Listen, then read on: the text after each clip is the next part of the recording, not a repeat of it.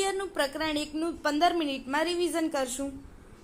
વર્ગીકરણની જરૂરિયાત શા માટે હોય છે? જૈવ વિવિધતા 1.7 to 1.8 મિલિયન જાતિઓ ઓળખાયેલી છે અને સ્થાનિક નામોની મર્યાદા. એક જ સજીવના જુદા જુદા દેશોમાં અને જુદા જુદા સ્થાનોમાં અલગ અલગ નામ હોય છે, તેથી ગેરસમજ ઊભી થાય છે. માટે દરેક સજીવનું સાર્વત્રિક ચોક્કસ નામ હોવું જરૂરી છે. વર્ગીકરણ વિદ્યાના મૂળભૂત સ્તંભો: લક્ષણીકરણ, ઓળખ વિધિ, વર્ગીકરણ અને નામકરણ. તેના બાહ્ય અને આંતરિક લક્ષણોને આધારે લક્ષણીકરણ કરવામાં આવે છે. પછી સજીવો કયા જૂથનો છે તેના આધારે ઓળખ કરવામાં આવે છે. જૂથબદ્ધ કરી તેને વર્ગીકરણમાં મૂકવામાં આવે છે અને તેને ચોક્કસ સાર્વત્રિક નામ આપવામાં આવે છે, જેને નામકરણ કહે છે. નામકરણના આંતરરાષ્ટ્રીય ધોરણો ICBN અને ICZN છે. ICBN international code for botanical nomenclature એટલે વનસ્પતિ વૈજ્ઞાનિકનું નામ. ICZN international code for ઝૂઓલોજીકલ nomenclature એટલે પ્રાણીઓનું નામ. દરેક વૈજ્ઞાનિક નામ વિશ્વ કક્ષાએ માત્ર એક જ ધરાવે છે. દ્વિનામી નામકરણ પદ્ધતિ કેરોલસ લિનેસ દ્વારા વર્ણવવામાં આવેલી છે. મેન્જીફેરા પ્રથમ અક્ષર મોટી લિપિમાં છે. વંશગત નામ પ્રજાતિ છે. ઇન્ડિકા એ જાતિ છે જે હંમેશા નાની લિપિમાં લખવામાં આવે છે. લિનિયસ એ સંશોધકનું નામ છે જે અંતે લખવામાં આવે છે. લેટિન ભાષામાંથી ઉદ્ભવ થયેલો હોય અને ઇટાલિક્સમાં લખવામાં આવે છે અથવા હસ્તલિખિત હોય ત્યારે અલગ આડી લીટી કરવામાં આવે છે. પદ્ધતિસરનું વિજ્ઞાન સિસ્ટમા નેચરી. લેટિન શબ્દ સિસ્ટમા પદ્ધતિસરનું વિજ્ઞાન છે. લિનિયસે પ્રકાર સિસ્ટમા નેચરે આપ્યું હતું. વર્ગક. વર્ગીકરણ એ માત્ર એકાંકી પદ્ધતિ નથી, તે શ્રેણીબદ્ધ પદ્ધતિ છે. દરેક કક્ષા વર્ગીકરણનો એક એકમ છે જેને વર્ગક કહે છે. પાયાનો એકમ જાતિ. મૂળભૂત સામાન્ય ધરાવતા સ્વતંત્ર સજીવના જૂથને જાતિ કહે છે. આંબો મેન્જીફેરા ઇન્ડિકા. બટાટા સોલેનમ ટ્યુબરોઝમ. સિંહની જાતિ છે પેન્થ્રાલિયો અને માનવની જાતિ માટે સેપિયન્સ છે અને પ્રજાતિ હોમો છે એટલે હોમો સેપિયન્સ. બીજું પગથિયું છે પ્રજાતિ. નજીકના ગાઢ સંબંધ ધરાવતી જાતિના જૂથને પ્રજાતિ કહે છે. પ્રજાતિ છે સોલેનમ ટ્યુબરોઝમ અને મેલન્જીના. ટ્યુબરોઝમમાં બટાટા અને મેલન્જીનામાં રીંગણનો સમાવેશ થાય છે. જ્યારે સિંહ, દીપડો અને વાઘ એ પેન્થેરા પ્રજાતિમાં છે. પેન્થેરા પ્રજાતિ એ બિલાડી પ્રજાતિ કરતાં થોડી જુદી પડે છે. સમાન જૂથ ધરાવતી જાતિના ગોત્ર અને વર્ગ. ગોત્ર સરખા લક્ષણો ધરાવતા કુળનો સમૂહ. ફેલિડી અને કેનેડી કુળ ગોત્ર કાર્નિવોરામાં સમાવેશ છે, જ્યારે વર્ગ સમાવેશ સંબંધિત ગોત્રોનો સમૂહ. ગોત્રો કાર્નિવોરા અને પ્રાઇમેટાસ, જ્યારે તેને સસ્તન વર્ગમાં મૂકવામાં આવે છે. સર્વોચ્ચ કક્ષાઓ સમુદાય અને સૃષ્ટિ. પ્રાણી સૃષ્ટિ અને વનસ્પતિ સૃષ્ટિ. સૃષ્ટિ એ વર્ગીકરણનો સૌથી ઉચ્ચ કક્ષાનો દરજ્જો છે, જે સમુદાય અને વિભાગ, સસ્તનો, પક્ષીઓ, સરીસૃપ, ઉભયજીવી જેવાઓ ભેગા મળીને મેરુદંડી સમુદાય બનાવે છે. મેરુદંડ અને પોલા ચેતાતંત્રની હાજરી. વર્ગીકૃત કક્ષાની ચડતો ક્રમની શ્રેણી. જાતિ, પ્રજાતિ, કુળ, ગોત્ર, વર્ગ, સમુદાય, વિભાગ કે સૃષ્ટિ. જેમ આપણે સૃષ્ટિથી જાતિ તરફ જઈએ છીએ એમ સમાન લક્ષણોની સંખ્યામાં વધતી જાય છે. સજીવો અને તેમની વર્ગીકૃત કક્ષાઓ. સામાન્ય નામ મનુષ્ય, ગરમાખી, આંબો અને ઘઉં. વૈજ્ઞાનિક નામ. મનુષ્યનું નામ છે હોમો સેપિયન્સ. ગરમાખીનું મસ્કા ડોમેસ્ટિકા. આંબાનું મેન્જીફેરા ઇન્ડિકા. ઘઉંનું ટ્રિટિકમ એસ્ટિવમ. મનુષ્યમાં પ્રજાતિનું નામ છે હોમો. કુળનું નામ છે હોમિનિડી. ગોત્ર છે પ્રાઇમેટા. વર્ગ છે સસ્તન અને સમુદાય કે વિભાગ છે મેરુદંડી. જ્યારે ઘરમાખીનું પ્રજાતિનું નામ છે મસ્કા. તેનું કુળનું નામ છે મસ્કીડી. ગોત્રનું ડિપ્થેરા. વર્ગનું કીટક અને સમુદાય કે વિભાગનું સંગીપાદ.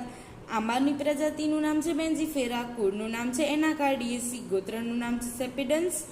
વર્ગનું નામ છે દ્વિદળી અને સમુદાય કે વિભાગનું આવૃત બીજધારી. જ્યારે ઘઉંનું પ્રજાતિનું નામ છે ટ્રિટિકમ. કુળનું નામ છે પોએસી. ગોત્રનું નામ છે પોએલ્સ. વર્ગ છે એકદળી અને સમુદાય કે વિભાગમાં આવૃત બીજધારી છે. Thank you. આ મોસ્ટ IMP ટોપિક છે. Thank you. વિશ્વની NCERT. સજીવ વિશ્વ કેટલું અદ્ભુત છે અને નવાઈ પમાડે તેવું છે. પાનખર, જંગલો, મહાસાગરો, રણ વગેરે વસ્તુઓ આવેલી છે. આપણે બે સવાલ ઉદ્ભવ થાય છે કે સજીવ વિરુદ્ધ નિર્જીવ શું છે? અને જીવનનો હેતુ શું છે? જીવનનો હેતુ આપણે જીવનભર શોધીશું. સજીવ વિરુદ્ધ નિર્જીવનો હેતુ આપણે આ ચેપ્ટરમાં શીખીશું. હાલના તબક્કામાં 1.7 થી 1.8 મિલિયન જાતિઓ ઓળખાયેલી છે, જે સંદર્ભે પૃથ્વીમાં રહેલા જૈવ વિવિધતાનું નિદર્શન કરે છે. ICBN, ICZN, BN વનસ્પતિ માટે છે, જ્યારે ZN એ પ્રાણીશાસ્ત્રી માટે છે. દરેક સજીવને ચોક્કસ નામ હોવું જરૂરી છે, જેને નામકરણ કહે છે. નામાધિકરણ ત્યારે જ શક્ય બને છે જ્યારે તેનું સચોટ વર્ણન થયેલું હોય તો તેને ઓળખ વિધિ કહે છે. ICBN international code for botanical nomenclature વનસ્પતિનો અભ્યાસ કરવામાં આવે છે. ICZN international code for zoological name પ્રાણીશાસ્ત્રનો સમાવિષ્ટ કરવામાં આવે છે. વૈજ્ઞાનિકોને બે ઘટકો ધરાવે છે, વંશગત નામ અને જાતિનું નામ. આમ તેને દ્વિનામી નામકરણ પદ્ધતિ કહે છે, જે કેરોલસ લિનેસ દ્વારા વર્ણવવામાં આવી હતી. આંબાનું વૈજ્ઞાનિક નામ છે મેન્જીફેરા ઇન્ડિકા, જે દ્વિનામી નામકરણ દ્વારા આપવામાં આવ્યું છે. PYQ ટોપિક: સાર્વત્રિક નિયમો. જીવશાસ્ત્રીને લેટિન ભાષામાં અને ઇટાલિક્સમાં લખવામાં આવે છે. તે લેટિનમાંથી ઉતરી આવે છે. જીવશાસ્ત્રીનું નામ પ્રથમ પ્રજાતિ અને બીજો ઘટક જાતિ સૂચવે છે. જ્યારે આપણે હસ્તલિખિત કરીએ ત્યારે નીચે આડી લીટી કરવામાં આવે છે અને ઇટાલિક્સમાં છાપવામાં આવે છે. જ્યારે ચોથો નિયમ એ છે કે પ્રજાતિનો પ્રથમ મૂળ અક્ષર મોટી લિપિમાં અને જાતિનું પ્રથમ અક્ષર નાની લિપિમાં લખવામાં આવે છે, જેનું ઉદાહરણ છે મેન્જીફેરા ઇન્ડિકા લિનેસ, જે સૌ પ્રથમ લિનેસ દ્વારા વર્ણવવામાં આવ્યું હતું. નામાધિકરણ કરવાનું શક્ય ના હોય તો કાર્ય પદ્ધતિને વર્ગીકરણ કહે છે. આધુનિક વર્ગીકરણ અભ્યાસ માટે 4 છે: લક્ષણીકરણ, ઓળખવિધિ, વર્ગીકરણ અને નામકરણ, જે PYQ નો ટોપિક છે. વર્ગીકરણ વિદ્યા કહે છે, જેને ટેક્સોનોમિકલ હેરાર્કી કહે છે.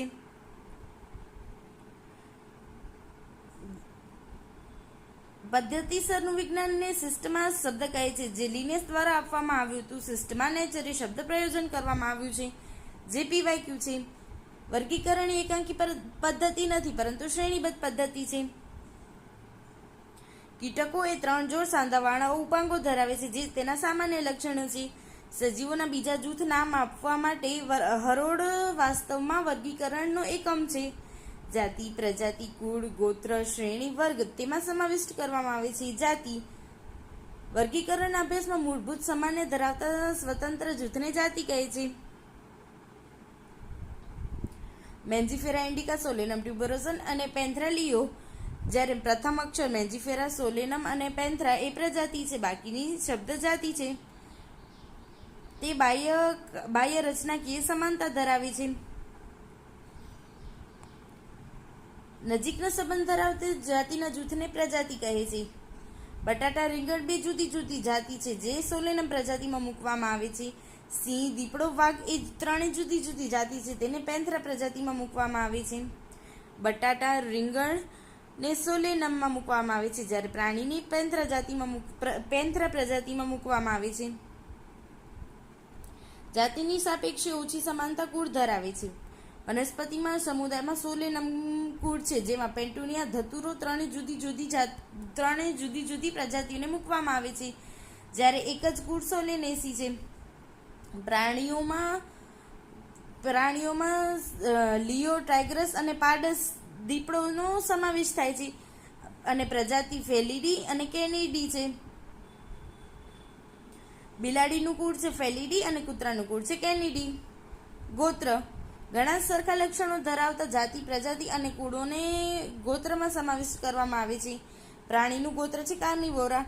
પુષ્પયનું ગોત્ર છે પોલિમોનિયલ્સ. જ્યારે પ્રાણીઓના કાર્નિવોરામાં ફેલિડી અને કેનિડી બેનો સમાવેશ થાય છે.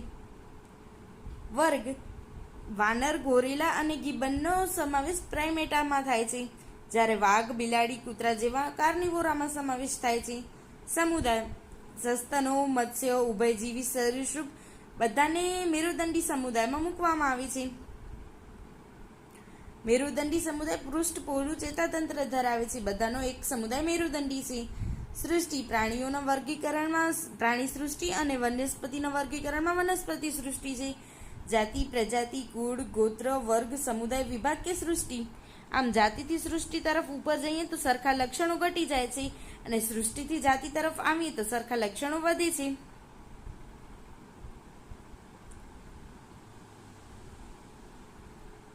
મોસ્ટ આઈએમપી કોષ્ટક. મનુષ્યનું વૈજ્ઞાનિક નામ છે હોમોસેપિયન્સ. ગરમાખીનું વૈજ્ઞાનિક નામ છે મસ્કા ડોમેસ્ટિકા. આંબાનું વૈજ્ઞાનિક નામ છે મેન્જીફેરા ઇન્ડિકા. ઘઉંનું વૈજ્ઞાનિક નામ છે ટ્રિટિકમ.